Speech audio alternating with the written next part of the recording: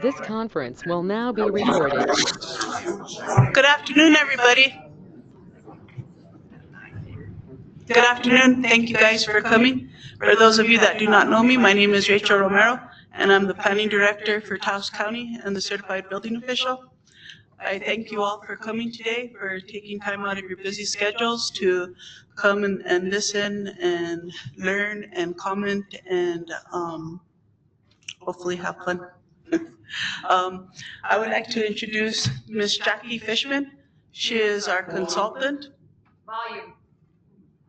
She is our consultant. She is from Consensus Planning, which is based out of Albuquerque. And she also has Ms. Charlene Johnson? Yeah, who's also here with her today. Again, thank you all for coming, and I turn it over now to Ms. Jackie. Thank you.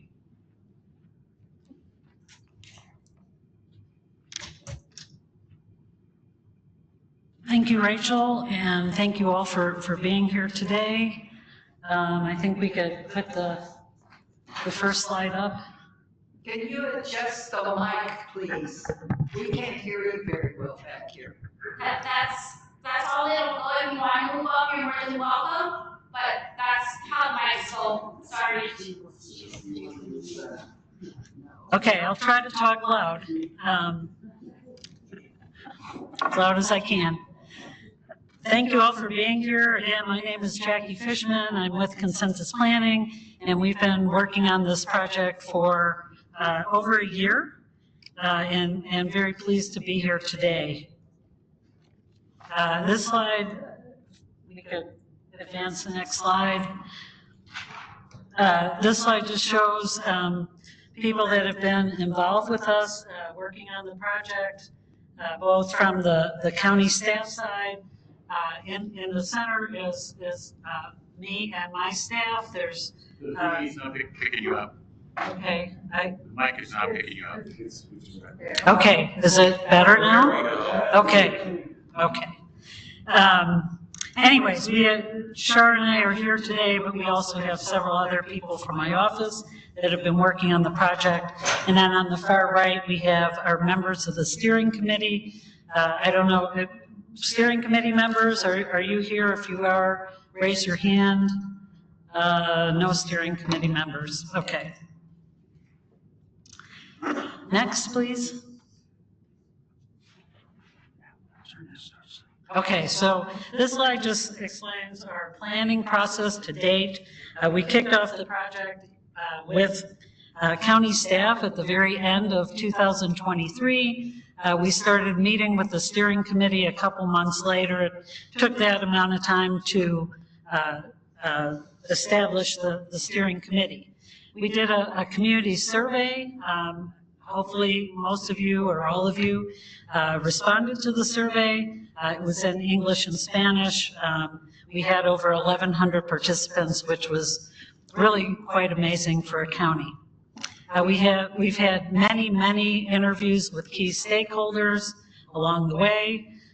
We drafted goals, objectives, and alternative land use scenarios. Those were the subject of our last public meetings that we held. And then and those meetings were in October.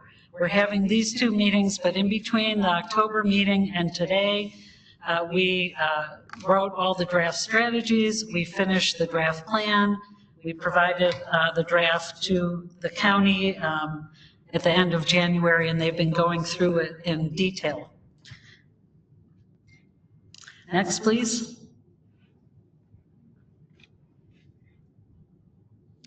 Okay, so this slide just shows the different comprehensive plan elements. In addition to the executive summary and the community profile, which is mostly demographics, we have a chapter on community culture, land use, housing, economic development, transportation, water resources and infrastructure, community facilities and services, hazard mitigation, and then the implementation plan, which is all the strategies that are identified in the body of the plan, and then a time frame attached to it for completing that strategy and the responsible entity. Okay, go ahead. Okay, some of the key planning themes that you'll find in the plan. Planning equity is first. The plan recognizes that some community members don't have access to the same opportunities and outcomes, and are often left out of the engagement process. So we strive to reach as many community members as we could. We held meetings in different locations, different times, and also widely distributed the survey. An overarching goal of the plan is to provide for an equitable distribution of community amenities and services, and to continue engaging with residents and groups throughout the county. Our next one is filling the housing gap. This is a really critical planning theme and driver of the plan. The lack of housing impacts all aspects of community well-being, education, growth and economic development, transportation, and the delivery of community services. The plan provides a framework for the county to be proactive in expanding incentives, in expanding housing by pursuing public-private partnerships and creating incentives to build new units. Water is life, as simple as that. The impact of climate change, prolonged drought conditions and high temperatures combined with groundwater depletion and reduced snowpack impacts the county's traditional practice of irrigation from acequias, and groundwater is becoming increasingly harder to access. So we have a lot of information on those issues in the plan, more than you would find in a typical comprehensive plan. Next one is community partnering. I would say that Taos County is blessed with a large array of organizations and community members who all strive to improve the community through various initiatives related to economic development, multimodal transportation, water and acequia associations, education and engagement of youth, art and culture, historic preservation, and so on. Really, I've been doing this kind of work for many, many years and worked for many counties in New Mexico, and truly there's none like Taos County in terms of the amount of people that are concerned and love Taos County and want to make it better. Next one is stewardship-based tourism. Obviously, Taos County is a major tourist destination that draws people from throughout the country and far beyond. The plan celebrates the tourism industry while acknowledging the need to protect and minimize impacts of natural and cultural landscapes. So that's an important theme as well. And then lastly, diversify the economy. Taos County relies heavily on a few major industries, but truly lacks diversity. The plan calls for pursuing more diversified, resilient, and equitable economy to allow for a more prosperous quality of life for all residents. So those are the themes that really are spread throughout the plan. Next, please. So I'm going to go through each of the plan elements.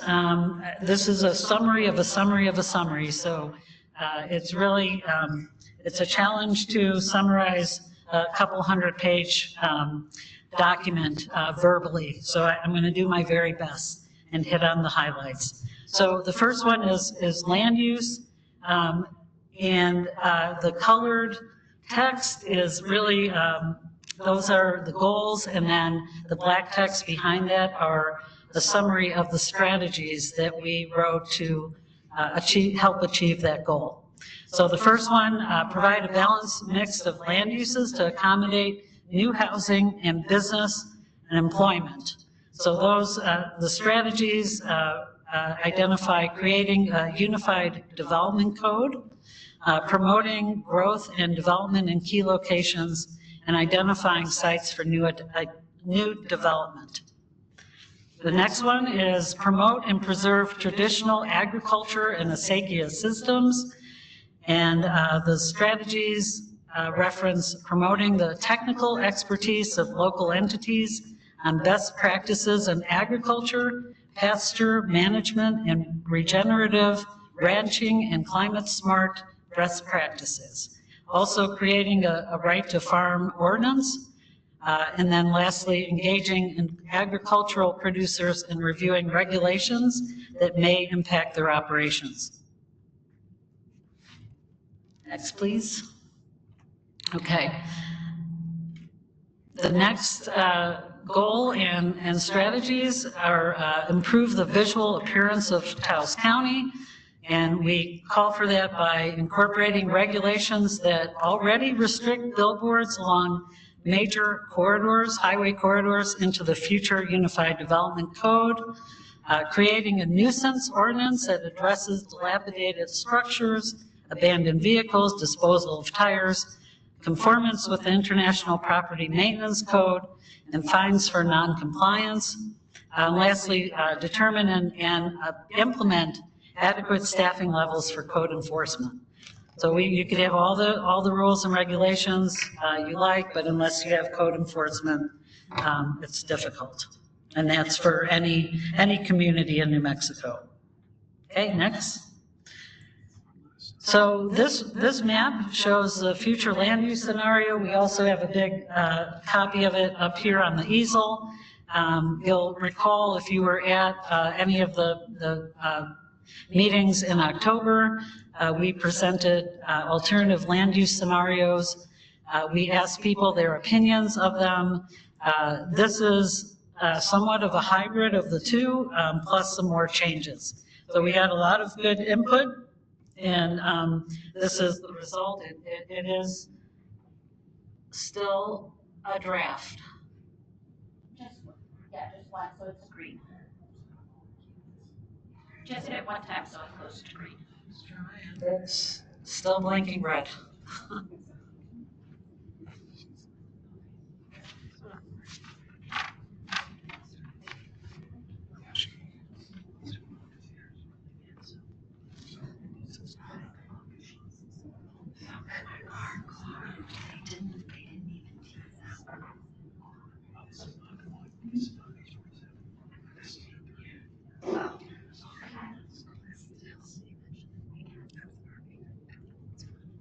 You're with us.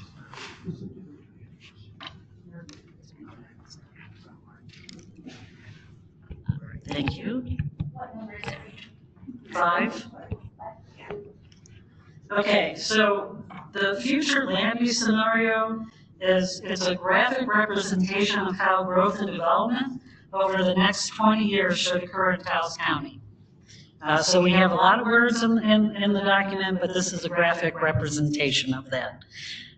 The intent is support growth near incorporated areas of Taos, town of Taos, Cuesta, and other unincorporated areas and communities, and it only focuses on the private lands within Taos County, which is pretty limited. So about 70% of Taos County is owned is public land. So only 30% is privately owned. So we focus on the private land. The scenario builds on existing and traditional land uses and development patterns, and assumes the economy of Taos County will continue to be focused on outdoor recreation and tourism, locally owned commercial retail and services, and to a lesser degree, agriculture and ranching. Land uses include rural residential, and that's the areas in light yellow. Mixed use is the pink. Industrial, and that's really light industrial, is purple. Renewable energy is light purple. Irrigated agriculture is light green. Ranching is light brown, and open space is dark green. So those are the main categories. But also what you see on the map shows the Forest Service land, BLM land, tribal land, and all those public lands. Quick question. Mixed use is what? Mixed use is industrial commercial? How would you define mixed use? I'll answer that question, but I would ask you to save questions to the end. But mixed use is simply residential with non-residential. So we would not necessarily promote heavy industrial with residential mixed together. Does that help? Okay. Next slide. Okay, our next category is housing. And the goal is to increase housing supply to include a diversity of housing types, unit sizes, and prices.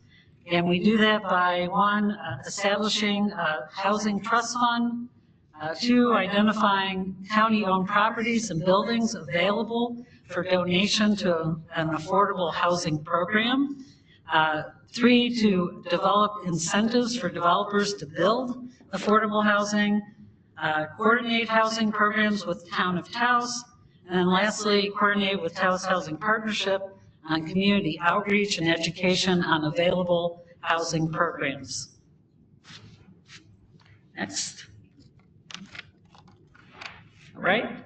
Next one is promote new housing development that offers a variety of housing development types.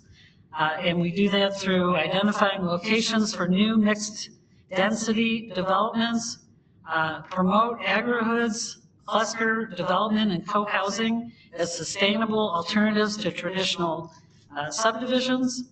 Also pursue public-private partnerships with private or nonprofit housing developers. Require master planning for large residential development to ensure adequate capacity to serve that master plan area. Also recruit a senior living developer operator to provide senior living services. Next. Our next goal is support the rehabilitation of existing dilapidated, vacant, and/or abandoned housing. And those strategies are to, one, develop a land bank program, work with local and regional nonprofit housing developers on applying for rehab funds, and also to apply for grants to the New Mexico Clean and Beautiful program. Next goal is to reduce the rate of homelessness in Taos County. We do that by working with the town of Taos and nonprofits on applying for capital outlay to fund a homeless shelter, work with Dreamtree and other nonprofits to support supportive housing, coordinate with local providers to address healthcare issues that contribute to homelessness, and lastly, disseminate information on available services and programs. Our next category or plan element is economic development. The first goal is pursue a diversified, resilient, and equitable economy. We do that by updating the LEDA ordinance, work with Kit Carson and UNM Taos Hive to continue building on tech-based infrastructure, develop a cooperative warehousing and distribution facility, and lastly, provide technical assistance and support to agricultural producers. Next one is support economic development initiatives. And some of those, like the first one is the Business Resources and Innovation Center, the BRIC. And that's in the town of Taos, I believe. Develop and sustain a business retention and expansion program. Work with the Chamber of Commerce and Taos County Economic Development on developing a support local business program. Identify primary creative industry growth opportunity areas and support business development. Promote and work with with employers on applying for JTIP funding. And that's funding that the state provides to train employees, if you're not familiar. Next is incorporate small-scale manufacturing into the future Unified Development Code. Pursue funding for a new medical care facility in a currently underserved area. And then lastly, identify blighted, brownfield, and potential adaptive reuse sites for redevelopment and development. Our next under economic development is develop a responsible stewardship-based tourism economy. Strategies speak to continuing to invest and support the destination stewardship network, develop a public education and messaging program focused on the protection and minimization of impacts to natural and cultural landscapes, understanding of local cultures and overall benefits of environmental stewardship. Next is to incubate and foster locally owned tourism-based businesses that align with the destination stewardship plan, and then identify and leverage opportunities for industry growth, development, environmental stewardship, and business support. Our next, under economic development, create a well-trained workforce to meet the needs of existing and future employers. And our strategies state support and promote talent to industry exchanges to expand the labor supply and identify job skills that employers need. Partner with local businesses and public schools to address filling skill gaps. Promote online classes and continuing education programs offered by Northern New Mexico College and UNM Taos. Identify and support programs that offer paid work-based learning and workforce development opportunities. And lastly, support and promote job expos that focus on STEAM technologies. Right, now we're going to turn to transportation. And the first goal is to maintain safe roadway conditions. And we have the first strategy is to prioritize and complete improvements to Blueberry Hill Road. That is a very strongly held opinion by Taos County residents that road needs to be improved. Tom Holder Bridge, Aguas Calientes Bridge, Rio Chiquito Bridge, Leo Valencia Road, and Tom Holder Road. Apply for an NMFA grant to fund a transportation asset management plan. Create a street maintenance plan. Evaluate average daily counts for major roadways to determine potential changes to functional class if that is warranted or not. And then pursue funding to roadway projects through NMDOT. Okay. Next is establish a safe and efficient pedestrian and bike system. And our strategies speak to creating a recreation and trails master plan and pursuing funding for regional trail projects from the Outdoor Recreation Trails Plus Grant Program from the state. Also the Bicycle Pedestrian Equestrian Program, Grant Program, and the Federal Recreation Trails Program. Next is expand transit services in unincorporated Taos County. Those strategies speak to working with North Central Rural Transit District and expanding access to transit services for residents, UNM Taos, and other areas. Participate with NCRTD planning to determine adjustments, schedule changes, on-demand ride-sharing, mobility hubs, and so on. And then lastly, collaborate with NCRTD and UNM Taos on promoting bus driver jobs and recruitment. Apparently there's not enough bus drivers. Next is expand air travel and general aviation at Taos Regional Airport. And those strategies speak to supporting ongoing maintenance and improvements to runways, aircraft parking apron and ramp areas, helicopter pad, the terminal building, etc. Coordinate with Town of Taos on pursuing aviation funding from FAA and NMDOT. And then lastly, work with local and regional tourism and business representatives to determine their interest in expanding air services. Next one, provide appropriate roadway access to existing and future development. And the strategies speak to incorporating context-sensitive design into new roadway design and minimizing the impact of the natural terrain. Developing a policy that new roads will be coordinated with adjacent land uses and designated design and build to functional classification standards. And then lastly, to determine the feasibility of adding bike lanes within arterial rights of ways. Next one is reduce the level of vehicle emissions in Taos County. And the strategies are to determine locations along highways that have the highest annual average daily traffic for the installation of EV charging stations, provide EV charging stations at Taos County public facilities, and then lastly, to pursue funding from NMDOT EV Infrastructure Grant Program. Okay, our next plan element is water resources and infrastructure.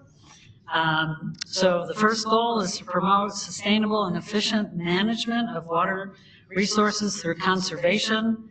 And the strategies are to create a 40-year water plan, assist the Asakia and community ditch systems on future applications to the Interstate Stream Commission's Asakia and Community Ditch Fund, collaborate with the New Mexico Hydrology Bureau and the U.S. Geologic Survey on monitoring groundwater levels, and then lastly, create a water conservation ordinance, and then create a water conservation education and public outreach program. I need a little drink of water here. Okay. Our next goal is to maintain a safe and sustainable water supply, and the strategies are collaborate on the establishment of a Taos County Regional Water Committee, support funding requests for improvements to community water systems, and lobby the state legislature and support the Office of the State Engineer on allocating funds to implement the Beta settlement. Our next goal is to protect the groundwater supply from potential degradation, and the strategies are develop an educational program on groundwater protection from liquid waste and hazardous materials, and promote the use of pre-engineering packaged wastewater treatment plants as a sustainable alternative to septic tanks and leach fields. Our next is increase Taos County's capacity to handle major storm events. And the strategies are create a stormwater design standard in the subdivision ordinance, promote and incorporate low impact development techniques, and provide maintenance and improvements to existing drainage channels and other drainage conveyances. The next goal is to expand affordable access to broadband and quality internet services.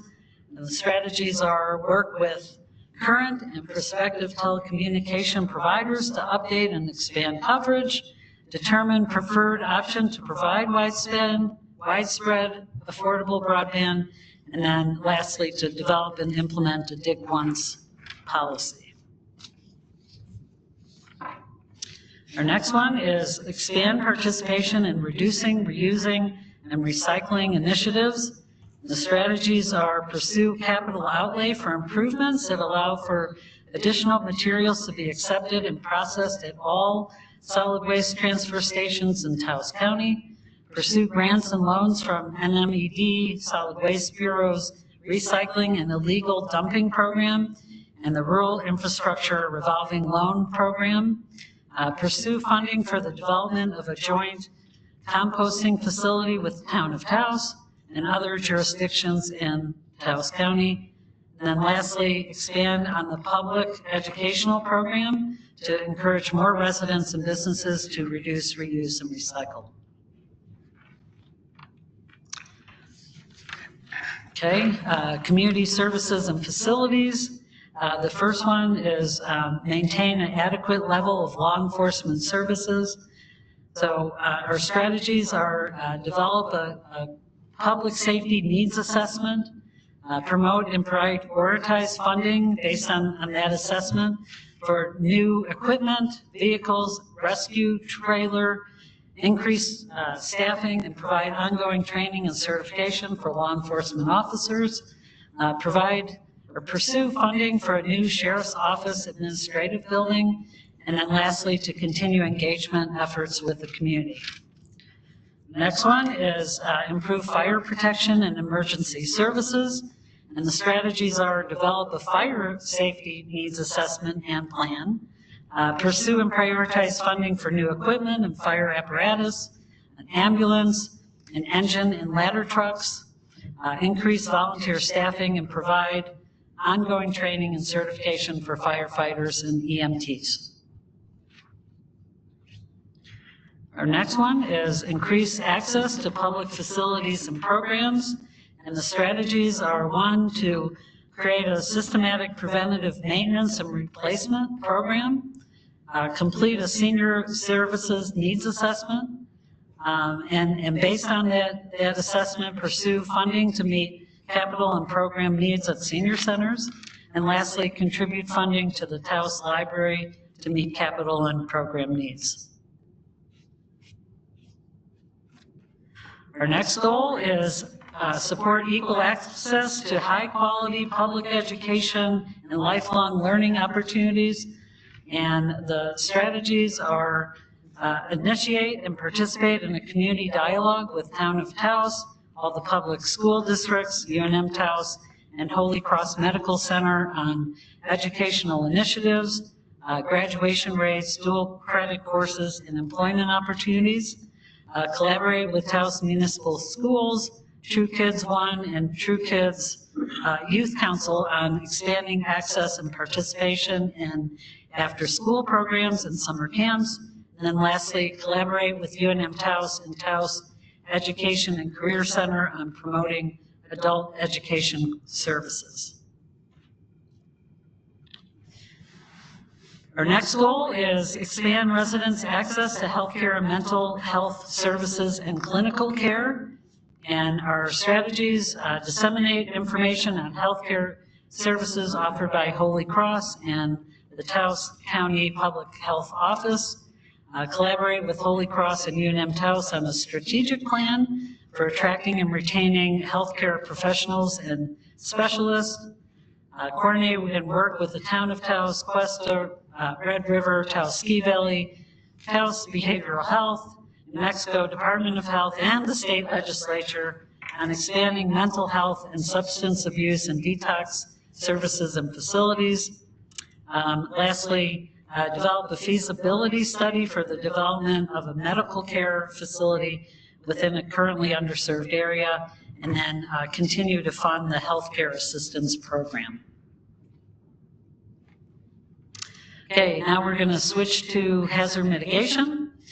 The first goal is reduce the vulnerability to natural and man-made hazard events.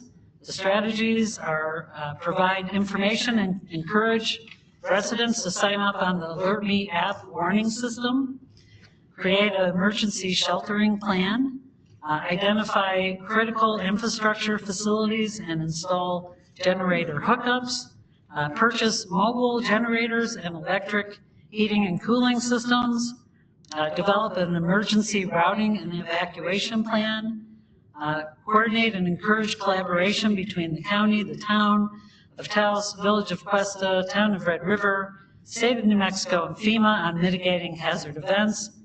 And lastly, create a GIS database that maps major hazard events, critical infrastructure, wildland, urban interface areas, and floodplains. Our next goal is reducing vulnerability to wildfires. And the strategies are develop a public awareness program on wildfire mitigation, work with the Forest Service on developing a program for weed and brush removal along natural waterways in wildland urban interface areas, implement the actions identified in the Taos County Community Wildfire Protection Plan, provide information and encourage communities to become firewise sites, take protective actions and protect their communities and surrounding watersheds, and then lastly submit grant applications to the Community Planning Assistance for Wildfires program. Our next goal under hazard mitigation is minimize vulnerability to flooding and dam failure. And the strategies, one is increase the number and capacity of detention basins and drainage conveyance structures, improve culverts, arroyos and low water crossings, and install new culverts. Work with the town of Taos, village of Cuesta, town of Red River, and the U.S. Army Corps of Engineers to reduce obstructions and overgrowth that impede the free flow of floodwater. Continue participation in and compliance with the National Flood Insurance Program. And then lastly, coordinate with the town of Taos, village of Cuesta, and Taos Pueblo on applying for capital outlay for improving dams within those jurisdictions. Okay, next one, build resilience and preparedness in responding to pandemics and infectious diseases. Our strategies are provide ongoing public education on the benefits of getting vaccinated and other preventative measures to reduce the spread of viruses and distribute tests and provide testing sites for coronavirus and other infectious diseases with a focus on reaching disadvantaged and high-risk populations. All right, I think we got to the end. Our next steps after this, and we're going to ask you to, if you have comments or questions, to come to the microphone here in the center. But we will be presenting to the Planning Commission this week, just for information only kind of thing. We'll be introducing the plan to the County Commission next week, and then adoption in April. So with that, if you can come up to the microphone and ask questions, that would be great. Can I talk from here? I don't think it'll be recorded if you talk from your seat. Okay. Thank you very much. My question is, I heard that they just closed the Forest Service station in Tres Piedras. What is the status of the Forest Service in Taos County? As far as fire mitigation in the spring, that's going to be a huge concern. I'm hoping that somebody from Taos County can answer that question. I don't have the answer to that. She said she loves somebody from Taos. I'm sorry, I'm hard of hearing. It's okay. I'll just weigh in on that. I'm Senior Planner Andy Could you Jones. speak up, please? Hello? Can you? How about now? That better? So I'm Senior Planner Andy Jones, and you know the Forest Service is another agency. I know that there's been layoffs. I think we're probably all as concerned as you are, but I don't know the status. Maybe our administration does, but that's not something that the planning department engages in directly.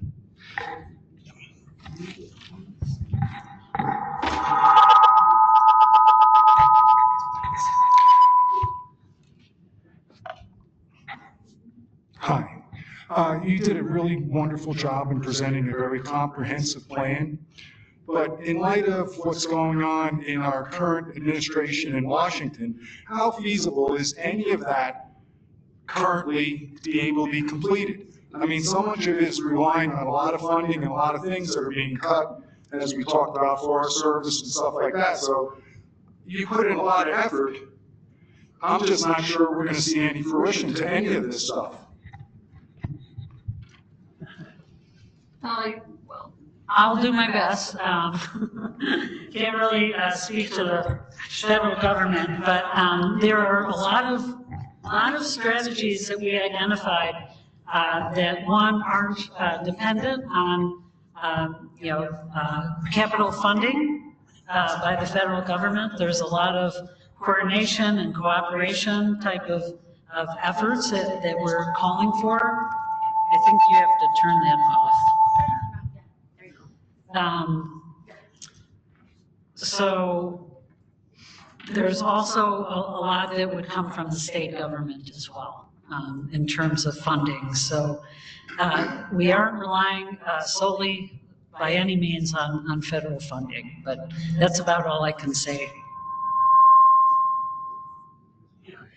So I'm pretty sure I can talk loud enough that microphone will pick me up. So my question is, Thursday before the Taos County Planning Commission, are you presenting this as a draft or final?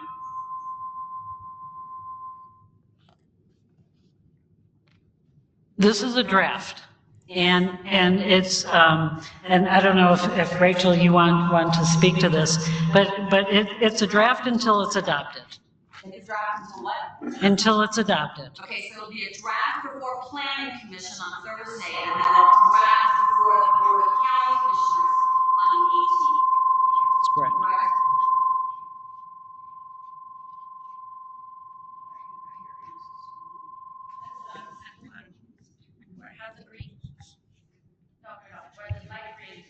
And then I'm with my question. I'm the wrong person for this job. Okay. You could just stand up, because if you move it around, it puts me back. You have another question?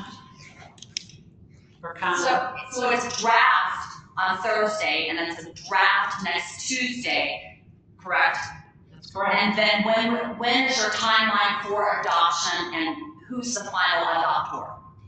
The final adopter is the Board of County Commissioners, and we are anticipating it being in April. Basically, we'll take it at the discretion of the commission. We will be presenting it to the Board of County Commissioners, as Jackie has mentioned, on the 18th. If they wanted to, yes. If they wanted to, yes. But I think that it's just going to be an introduction, and they might want to further revise it somewhat.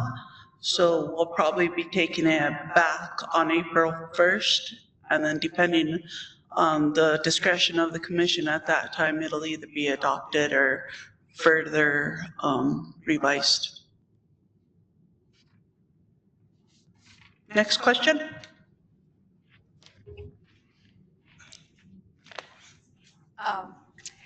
So I was wondering why the Taos Ski Valley was not included in any of this planning. You included Red River and you included Cuesta, but the town of, yeah, try that. And then I have one more question.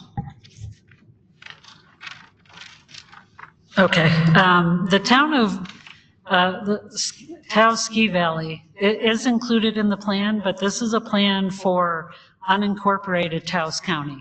So while we mention the towns in, coordination and some of the strategies, we are not directly suggesting any changes within any of the incorporated communities. This is all a plan for unincorporated Taos County. And then my second question is, on the map, I still see a few things that, it looks like some of Carson National Forest is not shown in that irrigated land. And then if I understood, the hot springs off of Miranda Canyon Road are now Taos Pueblo. And so that's not shown there. I mean, there's a couple of things that the map needs to be tweaked. We can tweak the map. We've gotten, in terms of jurisdictional boundaries, those are what was available in GIS. We didn't make those up. And if there's further changes needed to the map, then just write that as a comment or talk to Shar. She's taking notes. And we will explore changes.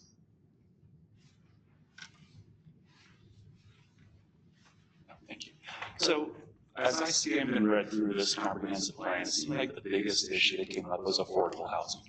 and there was a little bit of mention in your presentation, but I'm curious, what, if any, survey or work have you guys done with builders or developers to understand what their obstacles or issues are with regard to affordable housing? Well, we have the director of the Taos Housing Partnership is on our steering committee, and so she's been providing a lot of input throughout the project. Just in general, my office does a lot of affordable housing projects for developers in the Albuquerque metro area, so we're very aware of the challenges, both to affordable housing developers and for-profit builders as well. So we've gotten input from stakeholders. We've gotten a lot of input through our community survey. Hopefully some developers and builders have took the survey as well. And then also from our own experience working in the state of New Mexico with Mortgage Finance Authority, or now called Housing New Mexico. We're pretty informed on those challenges.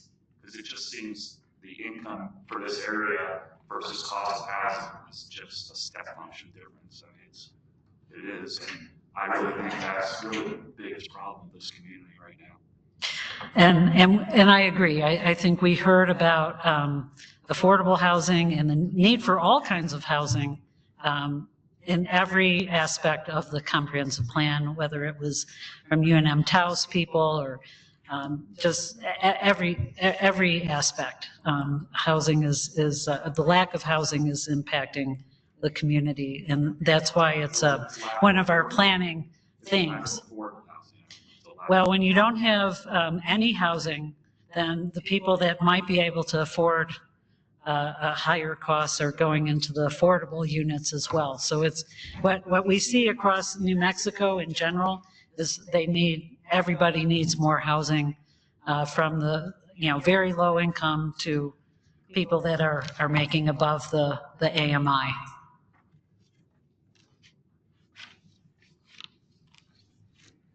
Hi. Hi. Thank you. Could you please explain how you determined the industrial zones, especially the one above north of Greater World when it's surrounded by agriculture and public land? And could you also define light manufacturing? Let me start with how I define light manufacturing is typically activities that occur inside of a building.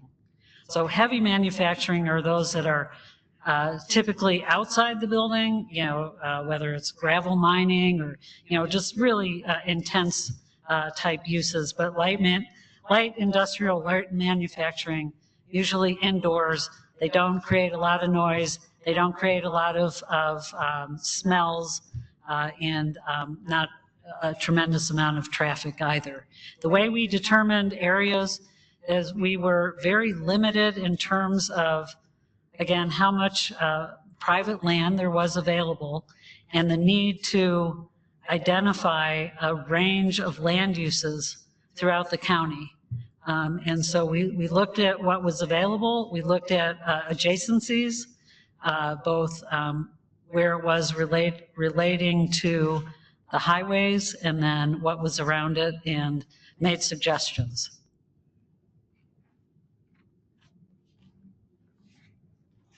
Thank you. Thanks for what I felt and went through all 200 some pages of it for a really thorough, comprehensive, well-developed plan. My name is Paula Claycomb, and I'm a board member of Renewable Taos, which was successful in advocating with the Kit Carson Rural Electric Cooperative several years ago for the wonderful 100% daytime solar energy that we now have. And I saw two areas in Chapter 5, housing, where I thought there could be improvements. One is something that is very recent. Rachel, I don't even know if it's public yet, but Taos County has received a $2 million grant from the Inflation Reduction Act, so it's anybody's guess of the regime in Washington, I mean the administration in Washington, will make the funds available to move forward with improving energy efficiency in individual homes throughout the entire Taos County for lower income residents.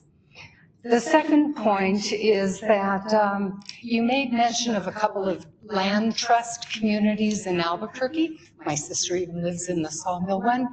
But we have a couple of possibilities here in Taos. One is existing, the Earthship community, and then the newly proposed Pangea community in Arroyo Seco, which has, El Prado, you're right, some 40 affordable housing units. This is just a proposal. It is just a proposal. It is, but so is this plan. So I think maybe those could be mentioned in particular. And then finally, the Unified Development Code that you're suggesting, could that be refined a little bit to include updated building codes for residential and commercial units to be all electric? It's coming and it would meet international standards. Thanks. Hi, Shannon Romling with Amigos Bravos. Thanks for the presentation. I just had a few quick clarifying questions. The first was, I was wondering what is the open space on your future land use scenario graph? I didn't understand what that meant. That would be an area that stays natural and undeveloped. I mean, generally, that's what we would call open space. And those are privately owned now? I believe it is privately owned. Okay, Yeah. thank you. The other one was, under the hazard mitigation section, I was, I've heard that there's a Taos County hazard mitigation plan, and I was wondering how that would work with the hazard mitigation section of this plan. We went through the Taos County hazard mitigation plan in detail and incorporated the findings for obviously Taos County into the comprehensive plan. Great, so it basically just says what's in that plan. Does it add anything new? It does add some new information, more from a planning perspective. There's, I think, some guidance from the American Planning Association that we are members of, and also FEMA. So, great, okay, yeah. Thank you. And then the last thing was also under the hazard mitigation. There was an action that said something about work with the USDA Forest Service on weed and brush removal around waterways. Did I get that right? And could you expand on what that would actually entail? That's just making sure that the waterways aren't impeded by brush and overgrowth, yeah, I mean, that's basically what it means. So the actual waterway itself, not like the buffer zones of vegetation on the sides, or?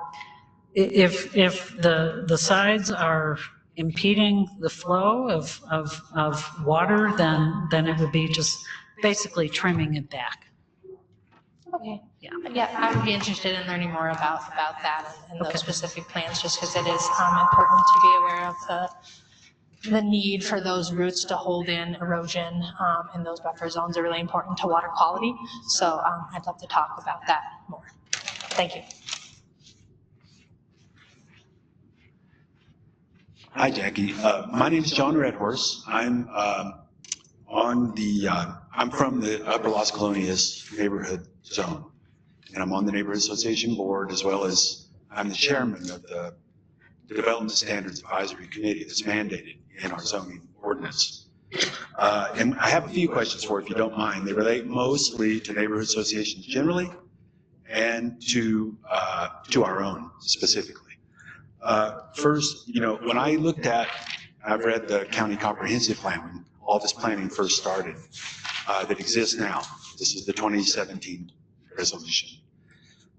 If you look through there, you'll see probably 20 locations where the county has gone to certain pains to include traditional neighborhoods, neighborhood associations, in their goals, in their vision for the county as it develops. There's very little of that in this document. And I guess, I'm kind of keen to understand, is it the county's intention in this plan to sort of abandon that relationship that all the neighborhood associations have had? That's one. The other one I have is it, and I'm sure you're aware of this, and this is specific to neighborhood zones, and there are only 2 of them in the county. In the current land use regulation, this is ordinance 2018-2, there's a section in there under the neighborhood zones section, article or whatever. It's section 5.1.4F. If you read that paragraph, it specifically says that you will involve neighborhood associations in the development of the comprehensive plans. We haven't been solicited. I don't know if you contacted anyone. I know you didn't contact anyone from our neighborhood association. Maybe from Ranchos was not. What about? You were contacted. Okay, that's great. But I guess, we kind of feel left out of that process. And I'm kind of hoping that we can interact with you a little bit. Now, let me give you an example. One of the things we did is we looked at you broke it down, you have a little overview of us. You described some of the zoning considerations for development in our subzone summaries, in the summaries you guys wrote for those subzones. We weren't super pleased with that. We felt like it didn't properly reflect. And look, this is not a complaint. I mean, it's easy to do if you don't know the details like we do back and forth. What we did is we took it on ourselves to start the process of coming up with a rewrite for that section. It's only like whatever, it's 2 pages or something. But I think it's a more accurate reflection. It's one that the neighborhood association approves, certainly the DSAB approves. If we get that thing to you, like say tomorrow afternoon, would you consider that thing for incorporation into the current plan, the draft plan? Yes, we would consider any suggestions that you may have. I want to just say that I think you need to turn yours off. Sorry. How do I do this? Okay, thanks. There was never any intent of leaving anyone out. I think we've gotten the word out like no county I've ever seen before. I think we've made ourselves available for the last, 14 months. And I'm pretty confident that everybody had the equal opportunity to fill out the survey, contact us. We have a project webpage. If individual groups weren't contacted, it wasn't intentional to leave anyone out. We kind of feel like the fact that we weren't reached out to, individuals that are in our neighborhood respond to survey. But I'm saying that we feel, I'm sorry, it's okay. Thanks, Andy. We feel like, it's for you guys to reach out to us. That's what I'm saying. This is what's in the ordinance. So it's really some of the county, their own rules. And so we don't feel confident that got really followed. And so, but the other question, again, is that, this kind of thing, I'm not talking about just neighborhood associations that are affiliated with the 2 neighborhood zones. I think there's a bunch of different individualized pockets of neighborhoods, Des Montes. You can find them all over. I'm sure El Salto has them, Seco, everywhere, Hondo. These kinds of things, I think because they have their own individual character, they might want a say in what the comprehensive plan looks like. We're looking at, as the neighborhood zone, we're looking at words in there that say something like integrate. And it doesn't, it almost makes it seem like that you want to take away the zoning that people, every time we've done a poll in the neighborhood, and we're in the process of formulating another one now. Every time we've done a poll in the neighborhood, the approval of the current zoning, now this is the LUR, it's not the county comprehensive plan, but I'm saying that that's been at 90% in how it's affected, how it's impacted the progress of development in the neighborhood. So we still have a lot of open views. When we look, we have a sparsity, a visual sparsity to the neighborhood. This is all affected through that.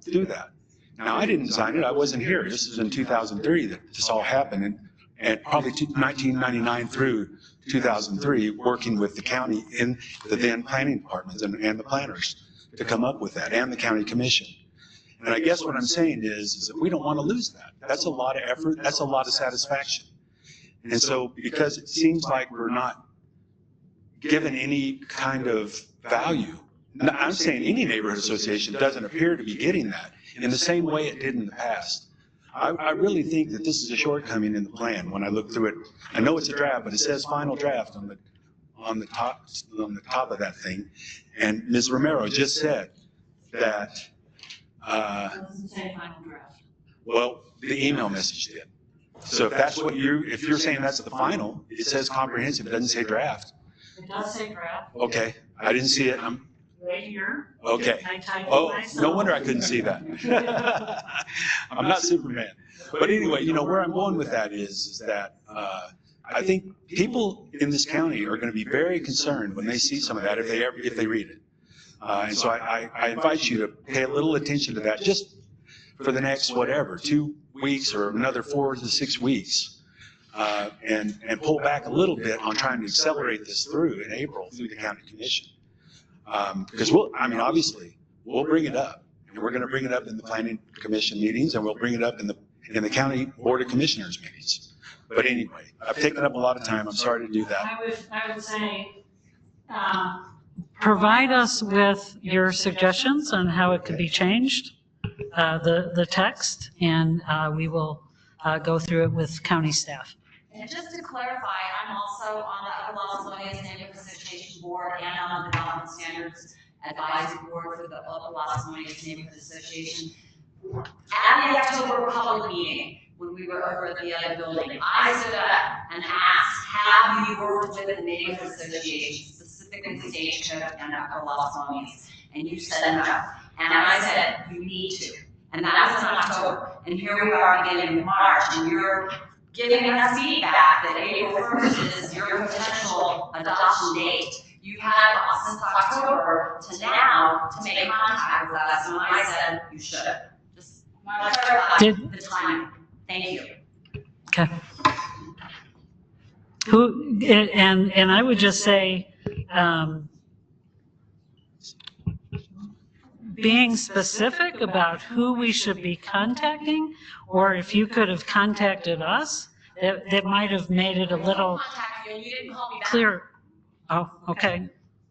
I don't know about that, but okay.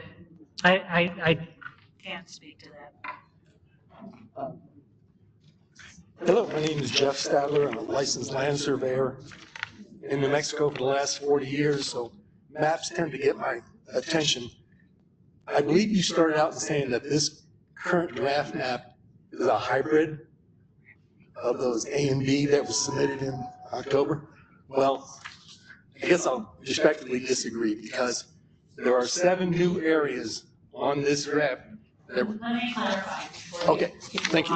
What I said was it was a hybrid, but it had other changes to it, because we got people contacted us, and we got more input from various members of the community. We worked with our steering committee, and we worked with staff, and this is what we ended up with after hearing everybody's comments. Go ahead. Okay, so that makes sense, because I was trying to figure out where these 7 additional areas came from. So it sounds like individual owners could have contacted you and said, would you consider including us in one of the, and that's, the 7 additional ones are just in this new mixed use, which used to be commercial on those first 2 scenarios, but now it's called mixed use. So I guess what I'm wondering is like, who's driving this bus? A and B, I don't know if that was private individuals also speaking into it. Okay, it wasn't. But since then, this hybrid now does include some citizen input on additional areas, I think is what you're telling me. It included input that we received. It also included input from our steering committee, who is supposed to be representing Taos County, and it included input from Taos County staff, the planning department specifically.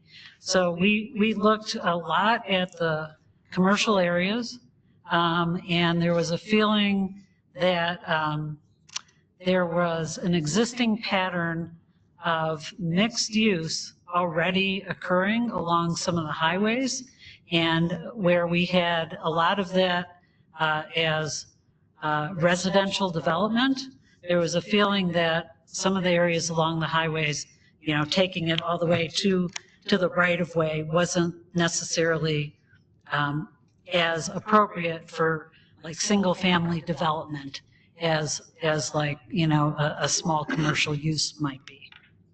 So we're really responding to some of the existing land use patterns that are happening along those highways. So the steering committee was involved in this process when those scenarios A and B were formed. So they had their say back prior to October. And now, 6 months later, they've had additional input. The 7 areas that were added, they're new sites, and they're also far larger than any of the other ones. And so one, like the one up near El Rito, that's 800 acres on either side of New Mexico 522.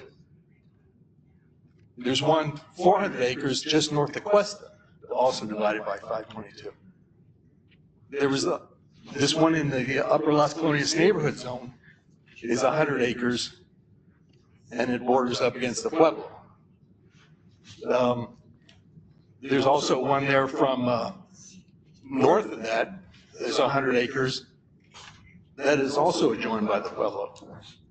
There's one here by the airport. That's like 2,500 acres. It was not on the previous A and B. It appears now.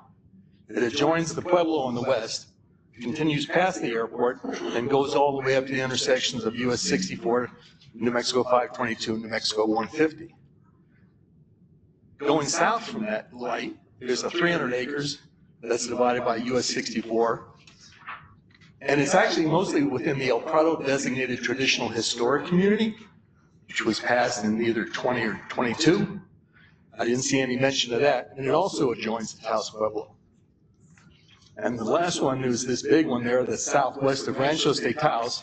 It's also approximately 2,500 acres, divided by New Mexico 68. And it's adjoined by County Road 110, which goes out by the golf course. And it's in the vicinity of Los Comunidades del Valle de los Ranchos, also a designated traditional historic community. So from October to now, a lot's changed in those 6 months. And I'm just wondering, I got 3 questions. Since several of these new ones that have been added, has Taos Pueblo been notified of these possible uses, which are going to be mixed, which will include some commercial adjacent to their land? So that's one question I have. The second question I have the 2 designated traditional historic communities been notified of this? And then my last question is and I still have, we've kind of talked about this, but it's like these last 6 months, it's like it drastically changed this plan by including these additional 7 and also largest areas for mixed use into this whole map. And I guess what you're saying is you've gotten additional information from like private individuals or the steering committee re-entered or? Yeah, I don't mean to suggest that private property owners contacted us and said, we want our little area to be a different color. No, we got input at the meetings, we got input from our steering committee, we got input from county staff. And so we took an extra 2.5 months to look at some of these areas. And again, it's a draft, it could be changed. We realize that these, this is a big map. And the areas, you draw a little shape on the map. It doesn't look very big, but it can be hundreds of acres. We realize that. But again, we are trying to respond to existing patterns. It doesn't mean those areas are all going to be commercial or all going to be residential. It would mean that it could be appropriate for that to be a mix in those areas. It still has to go through the county planning entitlement process. Just because it's on the map doesn't mean that's exactly what's going to occur there. So yeah, I understand that. So I guess, so the only thing I haven't really talked about is like the premise for the original ones. You've gotten additional information, but it's like what we're reading here, the draft plan hasn't changed since October till now. So there's no, it was like, if this is what the areas you decide now we're adding more to it, but it's not based on anything factual within the draft itself, it seems to me. You've gotten it. I'm not, a lot has changed since October. We finished the complete draft plan. So when we presented in October, we had draft goals and objectives that people were asked to respond to. We had the two scenarios, which had some, there also, what I forgot to say is there were some errors in those maps. And those were pointed out by the steering committee after the fact, not before the fact. So there was some correction that needed to be done. But we've done a lot of work since October on the plan, both in writing and in the mapping. Thank you very much. Welcome.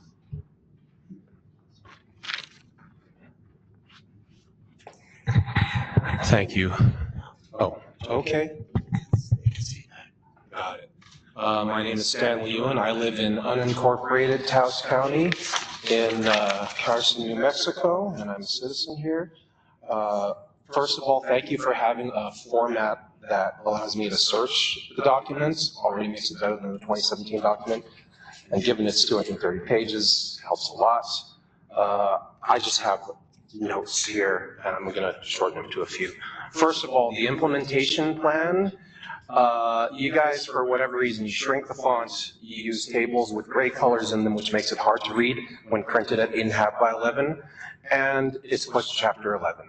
To me, the implementation plan is the part that everybody will read afterwards. The rest is notes and history, supporting documents and history. I think these things need to be fixed if we want this to be a more usable document, and ideally, implementation plan should be in chapter 1 or 2. That's to the drafters. This is to the county. Page 51, land use strategy 3.2, 3.3. I'm wholly against a county level, or I should say unincorporated county level nuisance ordinance.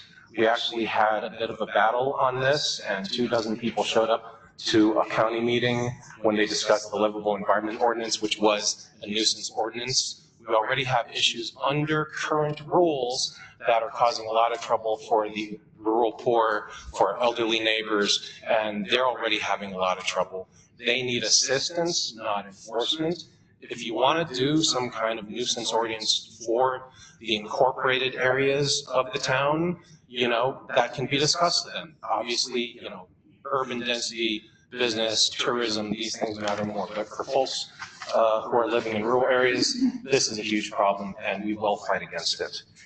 I am a big fan of you guys saying specifically when to include things in the Unified Development Code.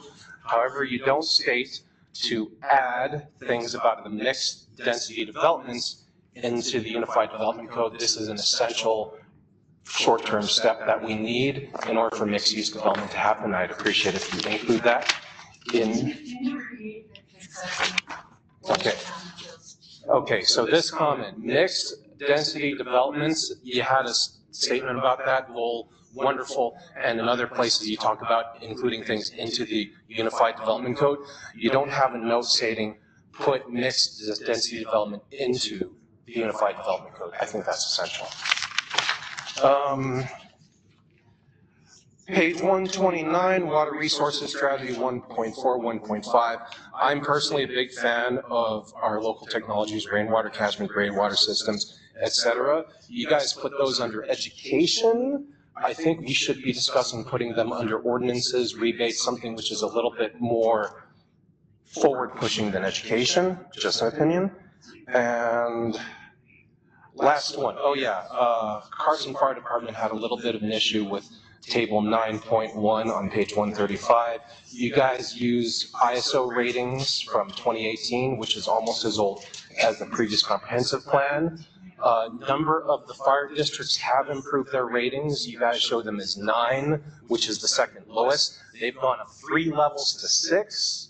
So finding more accurate information on tables which are many years out of date would be appreciated. That might also lead to maybe slightly different understanding of what our goals should be in the future.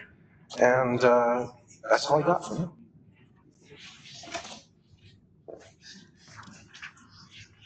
Hello, my name's Scott Yonkers. I live off of Highway 64, just past the Greater World. Under this map, my property is completely surrounded by industrial, and then across the street, mixed use. Under the October plan, there was nothing there. Now, there's at least 200 acres. I would just like to say this is a ranching area throughout history. Now it's becoming industrial. I'm building a house there. I do not want it industrial. Is there a way for me to remove it? And then a side note is, if more detail could be put in the subdivision act, or is that going to be a separate ordinance besides your plan? Let me just answer that last question. My understanding is, and it's an ongoing effort, that the county is combining the zoning and the subdivision regulations into what I call a unified development code. So that's ongoing.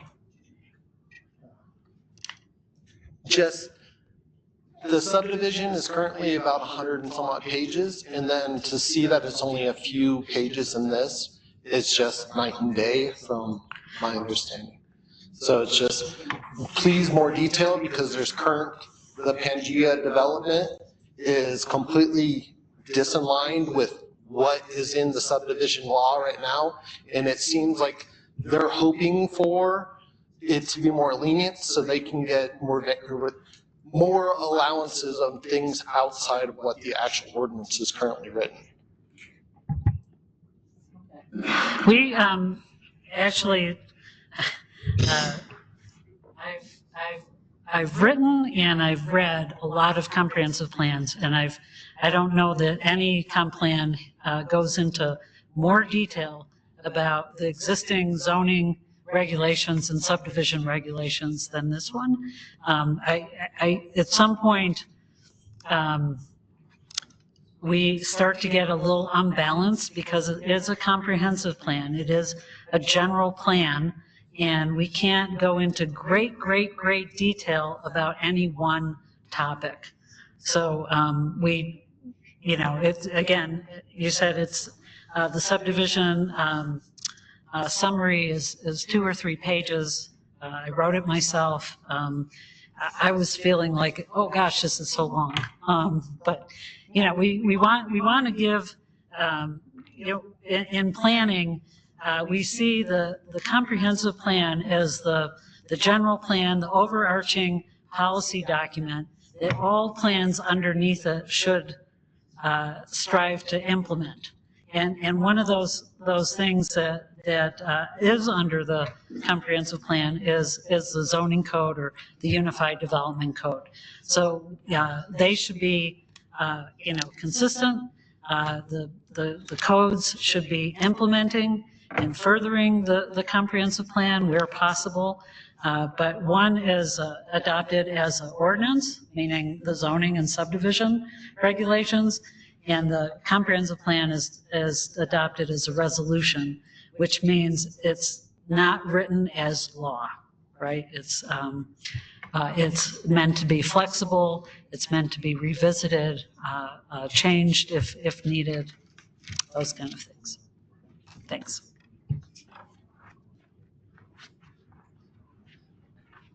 Good afternoon. I'm Sam Distorgis. I'm with the Taos Valley Acequia Association.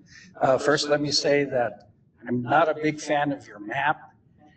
We have a few hundred years of irrigated agriculture in this valley, and it kind of looks like it's residential now. So if that can be addressed, at least in the summary or something else, that would be important to us. The other thing is I found an inconsistency in the plan between a support for the Abeta settlement, but also a prescription that calls for using Rio Grande water for domestic purposes only. In the Abeta settlement, it allows some of those deep wells to have mixed use. That is is domestic as well as offsets to domestic water impacts to irrigation. So those are the only two comments I have. If I would respond to your first comment, the yellow, which we call rural residential, that is intended to allow for irrigation, small farming, those kind of things. Maybe it should be recategorized as irrigated agriculture with residences. Okay. Certainly, yes. Okay, that's all I have.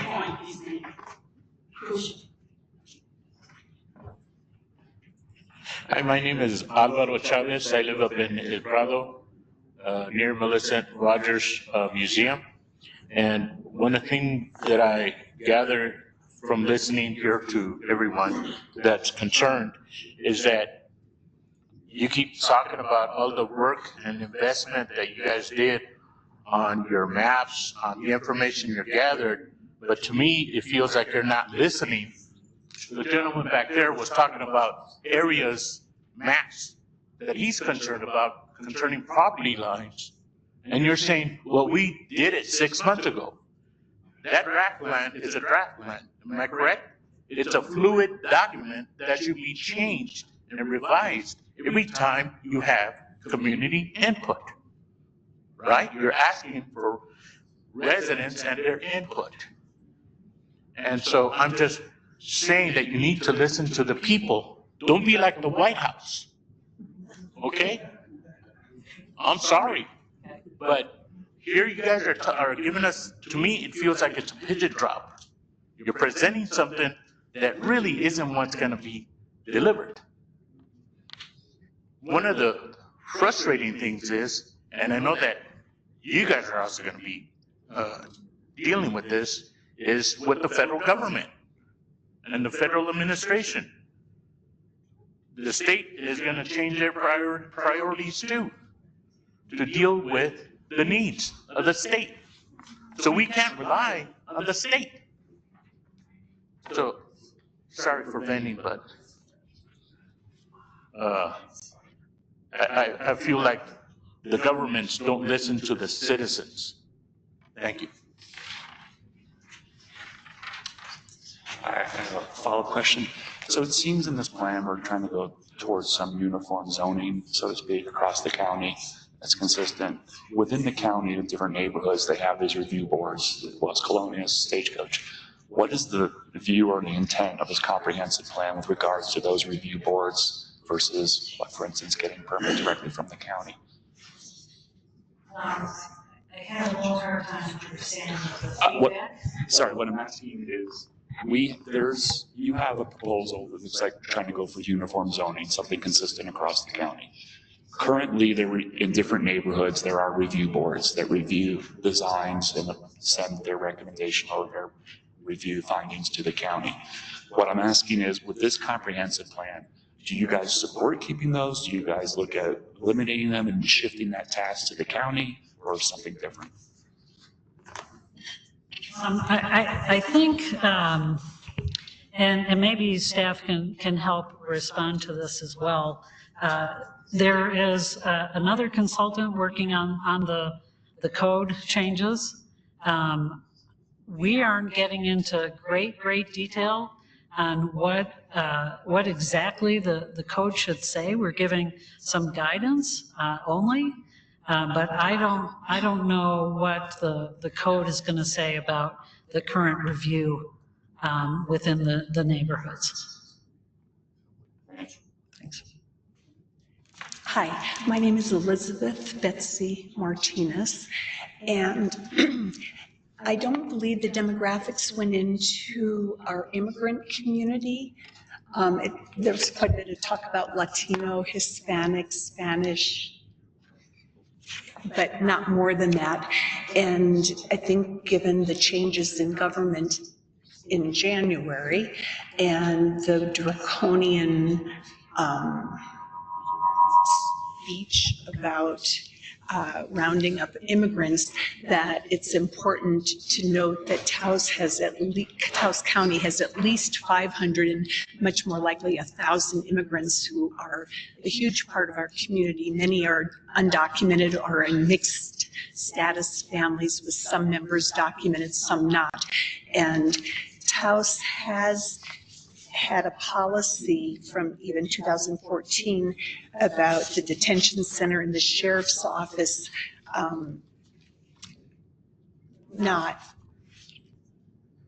going after immigration information that would be used by ICE. And our Attorney General just, I think in March, did guidance on immigration, a big statement, and for churches, for schools, for everybody. So I feel like this is a really important issue that needs to be added now that things have changed so much in the last few months. Hi, my name is Rose DesGeorges, and I am Vice President of the Ranchos Neighborhood Association, and I wanted to second and third that we were not contacted for input. We are a vibrant society or community of 4,500 registered voters.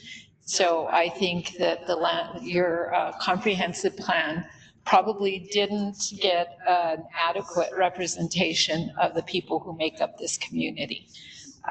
Secondly, about your map, you stated that businesses, or that you developed it like that businesses should go along the highway, but there is currently a requirement that these businesses there's a requirement in the land use regs that whatever is built should be compatible with what's already there.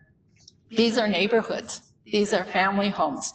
And so for you to say that now we're going to make this business, I think is really the wrong thing to do.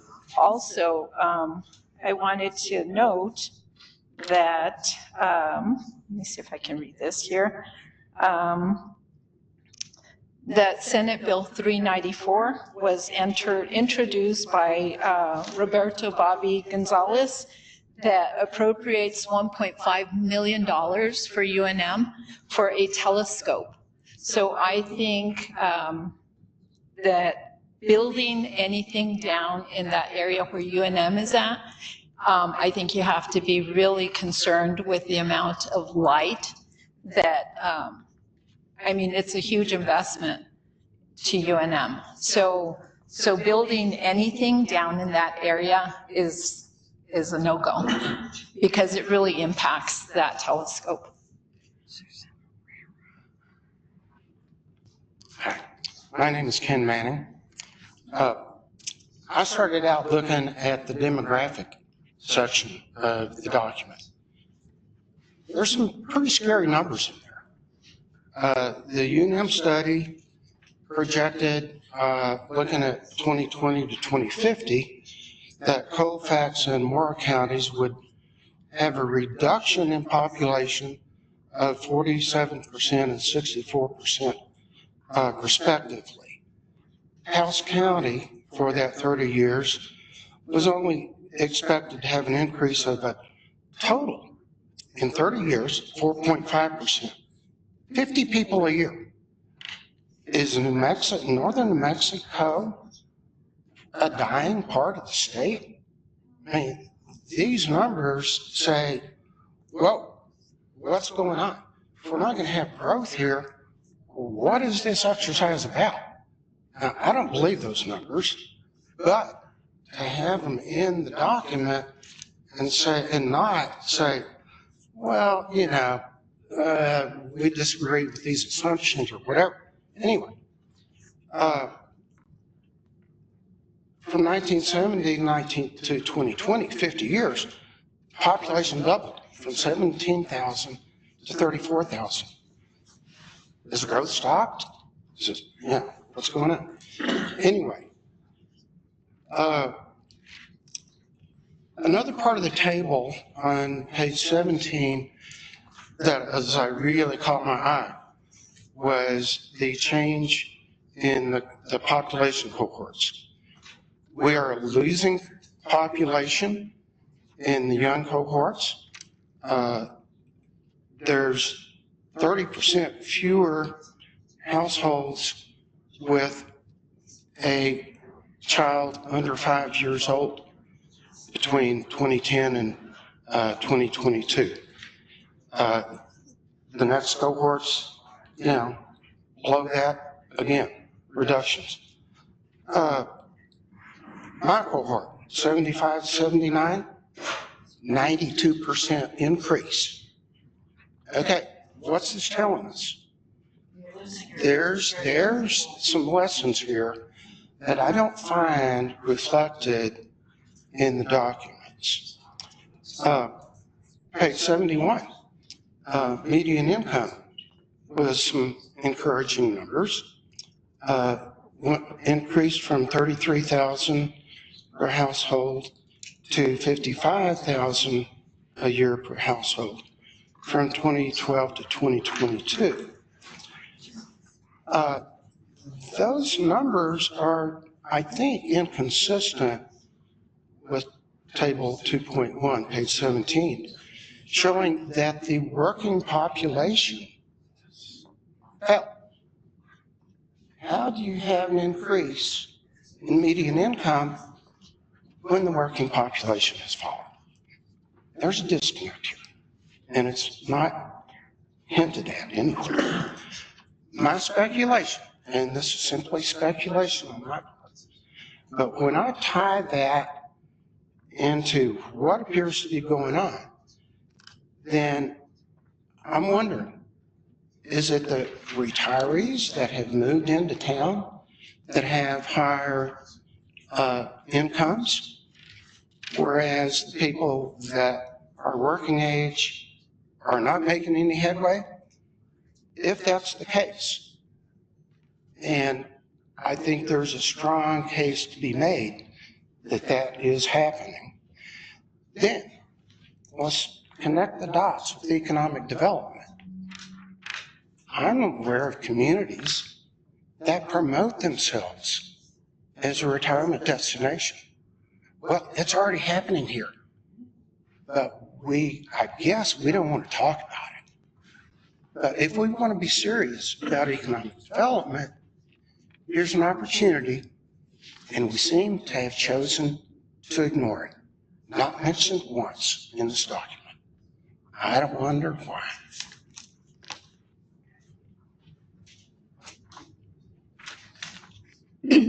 Hi, my name is Cynthia Patterson.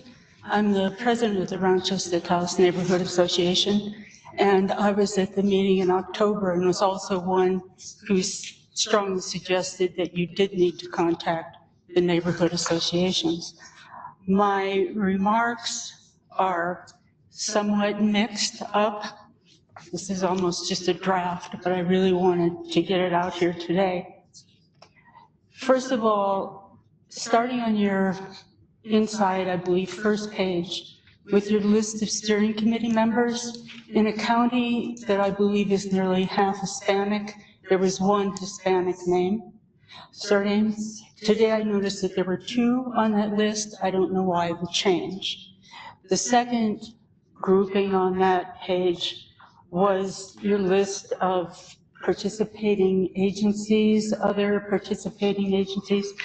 There was not anyone on there from a neighborhood association, from an Acequia Commission, the Taos Valley Acequia Association, no agriculture-based organizations such as Alianza and TCEDC, the Taos Land Trust, or land grants, to name a few.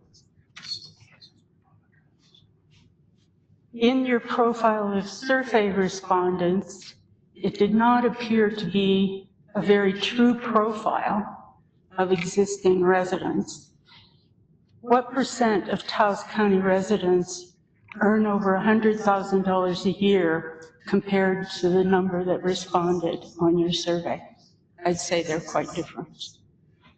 The ethnic makeup on the survey is not typical of Taos. The ages and sex skewed toward elderly and female. 7 of your 1,000 respondents were in the, I believe, 18 to 24, 25 age group. That would suggest to me that you needed to do some outreach in our younger demographic, either in the schools or wherever they might recreate.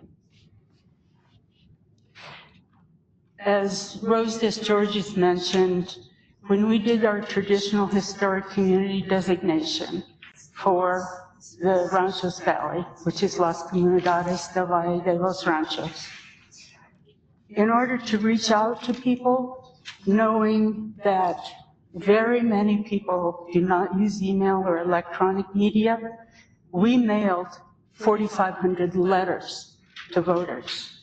We have done mailings using every door direct mail, which is relatively inexpensive and goes into every mailbox.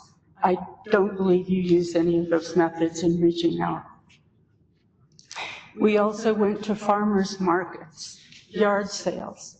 We put our tables in parking lots where people would gather so we could reach people. We were doing this during COVID.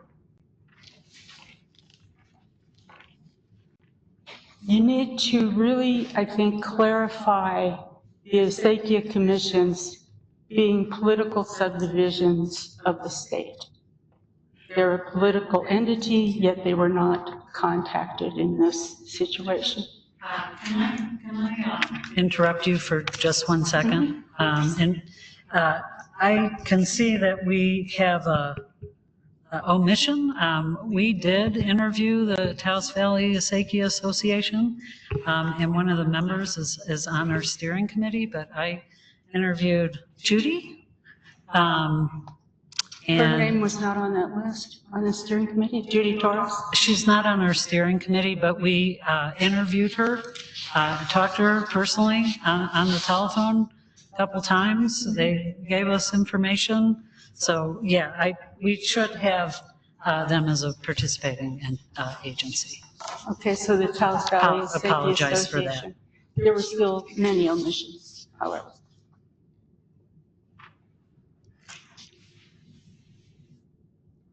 I wanted to reiterate what Sam DesGeorges said about your mapping on the irrigated acreage in the valleys, in the drainages that feed into the Rio Grande River. Those are the glue that have held this community together for hundreds of years. And you're dismissing them as residential rural. They provide the alfalfa fields, the orchards, the gardens that feed many, many people in this town. And to say that you will try and maintain them as irrigated land is not enough. They have to be maintained as irrigated land for this community to survive. They're the glue for this place and the basis for all of us existing here. On your highway frontage comments that I pulled out of this, you talk about maintaining really scenic quality along the highways coming in, and that's extremely important. But you also talk about industry being close to those access points. To me, that is contradictory. And I would say specifically along Highway 518, which is the entrance point for many, many people, that is irrigated land almost exclusively. And to even propose there being industry there or light commercial is antithesis to the usage that should remain there and to maintain the scenic quality of that entrance.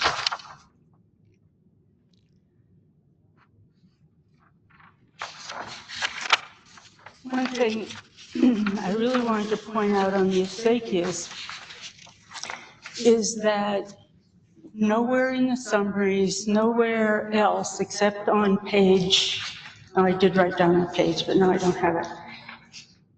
You say one of the ways to conserve water is to line and pipe the acequias. You have to remove that. There is no acequia here that would want to be lined or concreted. And it's because those acequias feed our groundwater. And I think that that will meet with a great deal of resistance should someone try and do that.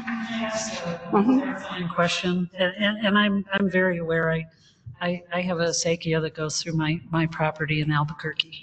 And it's not lined, and I would never want to line it. Right. But where is that in the plan that it calls for lining the acequias?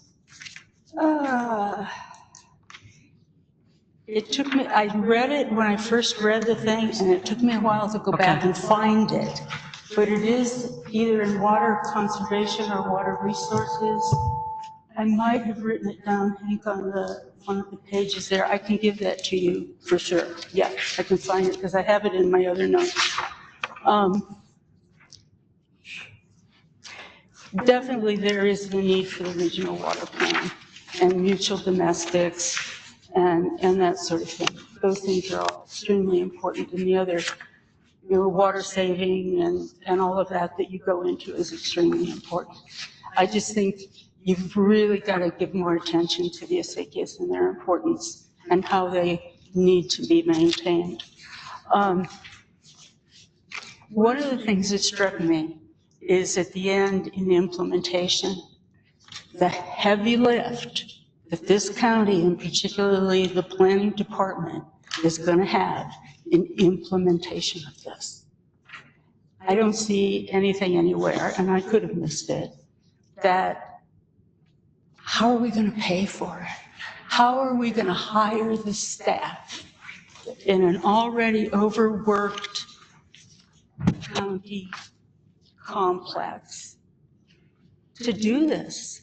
I just, it's almost like, I feel like, why am I even here spending my time on this? Because it's never going to happen. I don't see anywhere in here, how do we bring this to realization when we don't have the staff and the people and the money to do it? And I think that needs to be addressed.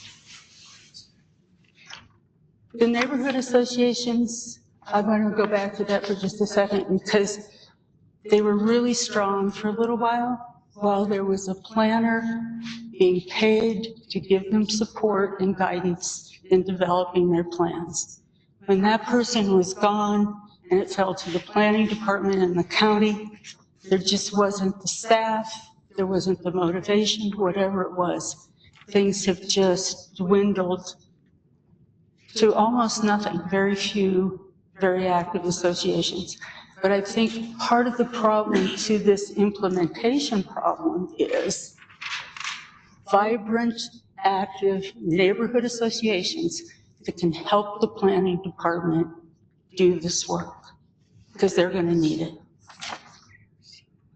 The Talpa Reservoir is not on your list of dams, and you may not consider it a dam exactly, but it is. And it's the largest open surface body of water in the county. And that is a serious omission in that it could be extremely valuable in fire mitigation once we can put water in it. It's the Talpa Reservoir. It's right on the boundary of the Forest Service land in Talpa. And also, when you talk about storm surges and so forth, I think it's important to consider what part the Asakias might do in being able to carry stormwater off and distribute it on land and prevent flooding structures and so forth. I'll quit there. Thank you. It's on page 118.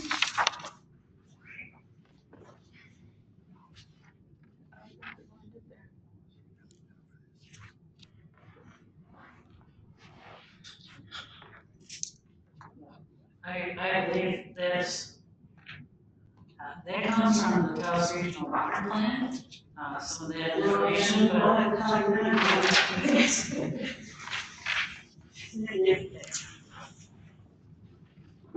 Hello, my name is Victoria Martinez. I am the field representative for Taos County for Congresswoman Teresa Ledger Fernandez. I am here today primarily, my intention is to listen and to understand what's happening here in Taos County for the constituents of the 3rd Congressional District. However, I would be remiss if I was not to come forward and express my concern with our federal government and the administration's threat to rule New Mexico. This is a 20-year comprehensive plan. These next 4 years, 2 to 4 years, will have a serious impact on what's to come in the next 20. Congress will be voting on a budget plan this week, but we have no idea what that will look like as of today. What I do know is that our congressionally directed spending and community project funding has been frozen since this administration has came in, which means that we don't know if that money will be included in the next budget for money that we have promised to the communities of our districts. With that being said, I think that it is a really important part of this puzzle for the local and state governments to place protections for themselves when it comes to fiscal responsibilities, when it comes to helping out economic and agricultural and acequias and anything, that we as the federal government help provide money for. So I just wanted to come up here and express that concern. So thank you for everything that you've done, and thank you for holding this public meeting today. Hello, my name is John Hawley. I'm a member of the Upper Los Colones Neighborhood Board, as well as the DSAB, as well as the JWG Joint Working Group that created the rezone application that you've probably heard of. I know what you've already heard from my other colleagues over there, what they've talked about today. I'm not here to bring that up. I would like to ask the question of how can we most effectively work with you to provide information that is truly helpful for you, and is it possible to get together and field some questions that might help us organize that thinking before we provide our input to you? If I understood, I know I'm sorry. Are you asking that we meet with you individually and talk through some of your concerns? Yes, I believe if we could meet with you and ask some questions, it would help to resolve some issues that might simplify the input that we'd be providing to you. I find your plan to be very thoughtful, and I'm very grateful for it, and I think it's going to be of great benefit to this community. The piece that's written about our Upper Los Colones Neighborhood Association includes some inaccuracies from our viewpoint, and I just think it would be good to get together and talk about it before we formulate a response that might be more weighty otherwise. I think we could simplify the process and simplify the answer. Yes, we can. I think we have your contact information, but just in case, if you have a card or something, we'll provide that, and we'll get back with you, and we'll work through Rachel and her staff as well. Okay. All right, anyone else? We've gone about 25 minutes over. We have another meeting tonight at 6 to 7:30. Same kind of setup, presentation and questions and answers. So thank you for being here. Let us know if you want to talk one-on-one. We're going to be here, Shar and I, for a little while. Sorry about that, I keep forgetting. Come up and talk with us, but yes, sir. Just a quick question. So the comments that were made today, public comments, were they recorded? Are they transcribed? Is there somewhere that we can follow up? For example, are you going to return the young lady's phone call that was made to your office several times and you never returned? I actually did talk to you. So, I'm sorry that I told you in October, and I told you on the phone, and I told you over email, you needed to meet with our neighborhood association or the development. I'm sure I would have made that meeting happen. But I apologize that miscommunication happened, and we really want to make sure that it happens now. So we did talk. Okay, so and that is going to be revised to reflect what Mr. Sadler said regarding the mapping? Yeah, I mean, whatever we need to fix, something like that, to that, but yes, we were more than happy. We definitely want to reflect the most accurate that we possibly can. I mean, we are not trying to impose anything on anybody. We have worked so hard to try to make sure that we get it right. It's a complicated situation, and I hope that you can look at the plan. If you haven't read it, just really read the plan and see how much work we've done to really try to understand this community. We're not perfect. We're glad that you're telling us what we need to hear, but I hope that you can see that we're really trying to work together. But it's a working document, therefore it's constantly going to be changed, reflecting on what's going on in the community. So you're going to have to be open to that. Yeah, and I think that the person that was talking about the public lands and that stuff has left. So I was going to try to find her before she left. I think it's very telling that you planned an hour and a half for this, and a large portion of it was you reading the plan to us, and I read it already, but we've gone over. I mean, we've gone over almost 30 minutes. That tells me that there are still a lot of concerns among the community about this plan, and yet October to now, there's been no engagement. I think the process that you engage in reaching out feels rather flawed and imperfect. In other words, you're saying, I heard Ms., I forget your last name, but you said, we have a website, we have a plan out there, we're expecting people to come reach out to us. That's not how Taos works. Taos expects outreach, meaning you meet them in their place. This is a community that's very poor and very fragmented, and what that means is that people know their neighborhood, their people. We go to them if we have interest in trying to hear what they say versus sitting in the big county courthouse and saying, come to us. Even at the bank, people do engage in business there about life. And what we feel like your process is very much built for the city, where you can put stuff online, put stuff in websites, and people who are engaged in those communities are able to find you. That's not how Taos works. Taos is about neighborhoods, and the neighborhoods don't seem to be given much credence at all in this iteration of the plan. And to me, that feels like a fundamental change that basically ignores the history of how those neighborhoods were created. Even if they are dormant, the fact that there's not been an outreach to those neighborhoods seems to me says something about how your process is about checking boxes. Maybe that was the contract you negotiated with the county to just get things done. But in terms of outreach, there's no feedback about if you're successful. And the message you're getting here is that that's not true. You haven't reached out to the neighborhoods as well as we would like. Throughout the process, we have been reaching out to the community. Not only did we have our survey online, we did have it available at all post offices throughout the entire county, at all the libraries throughout the entire county. We even went up to Amalia, Costilla. We had it at the gas station in Costilla. We had it at the at the little restaurant in Tres Pierdas. We had it, at anywhere that we could, hard copies.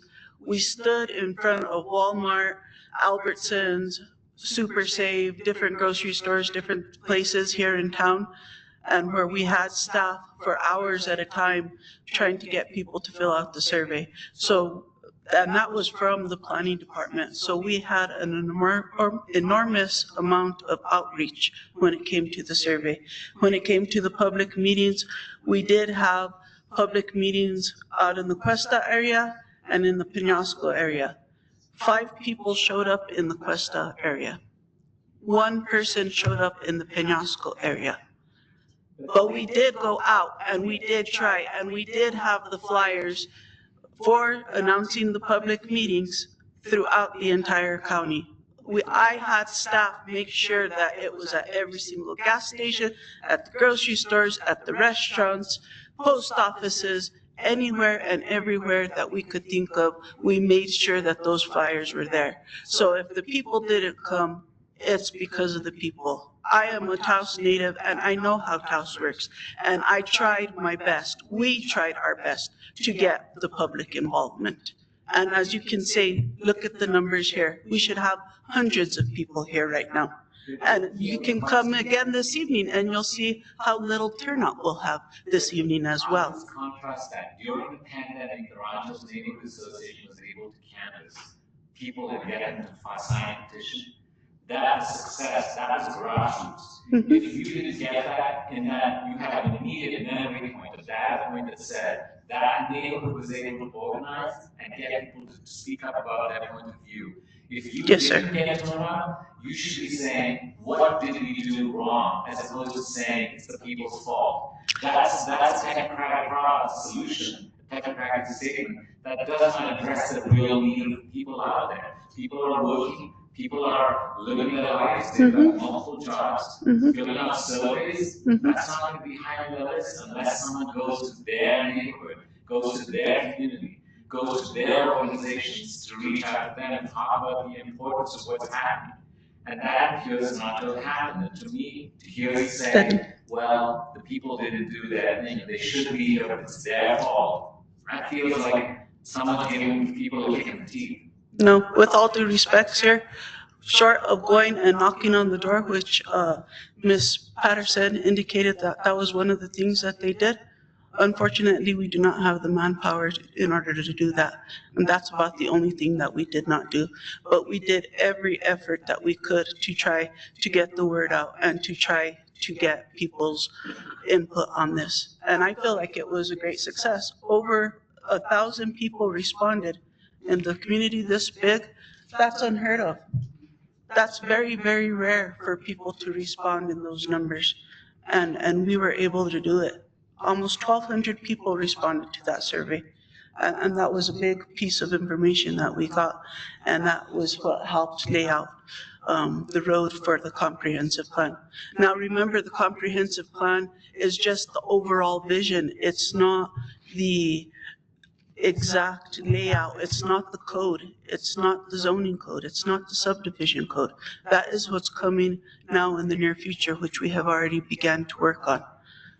Pretty soon, within the next couple of months, we're going to start advertising the public meetings for the land use regulation update.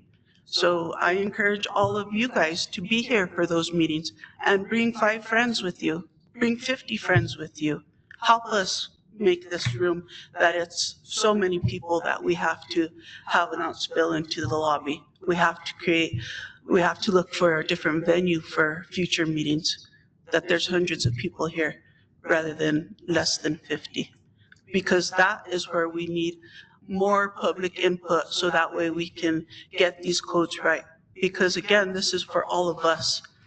The acequias are very important. The agriculture lands are very important. We're not going to be leaving those out. We're not going to say, oh yeah, let's go ahead and start commercial. Let's bring in these big blocks. Let's do this, let's do that, let's do the other. But we do have to do something so that way we create that economic development. Because if we don't, our town is going to die. Our communities are going to die. Our kids are already leaving. And we need to keep them here. Because if our kids leave, then what's going to happen? everything is gonna shut down, and, because nobody wants to work. Everybody coming in, like somebody said earlier, is it's becoming a retirement destination. Well, if everybody here is retired, who's gonna run our gas stations? Who's gonna run our grocery stores? If we don't have the younger generations here living with us as well. And that's what we need to look at. So again, thank you guys for your time today. I really appreciate all of your comments. Those people who had comments that were written, if you could please email those to us so that way we can continue to look at those and see how we can incorporate that into this plan. Because as we have all said today, this is still a draft. This is still a working document. And until our Board of Commissioners says that we approve it, we can continue to change it and make sure that it is in the best interest of all of our community. Thank you. Thank you, Rick. I have for this meeting to space. I think the exchange that we've just had is really the most engaging, most interesting discussion we've had during this process, which has been going on for what I think 11 months that the public has been aware of. So this should be about day 1, 2, or 3 of a month-long process, you know, that kind of timeline, rather than the tail end of a process before it goes for deliberation before the county body. You know, we are just now being able to have a dialogue and be able to really gather information. And I think that's a part of the problem with that is that this has been a really opaque process. We know that your firm has been engaged for quite a while and done a vast amount of research and collated a lot of data. But the public's not been able to see that until now, really. And there were some instances in April and in this room and then in October across the street at the Senior Citizen Center where there was some engagement, but it did only involve a limited amount of people and it was a certain demographic that admittedly was not representative of the makeup of the county. And so there is a problem with outreach, and it seems like it's really premature to bring this document to conclusion now. I really thought it was fun this last half hour, these discussions. They got animated. I saw a lack of that engagement previously. So what are we doing wrong? How can we fix it? I mean, we should not rush ahead right now and put this in the laps of the county commission. We need to have a lot more discussion like this. It just got interesting now. Thank you, Mr. Sachs, for your comments. Thank you.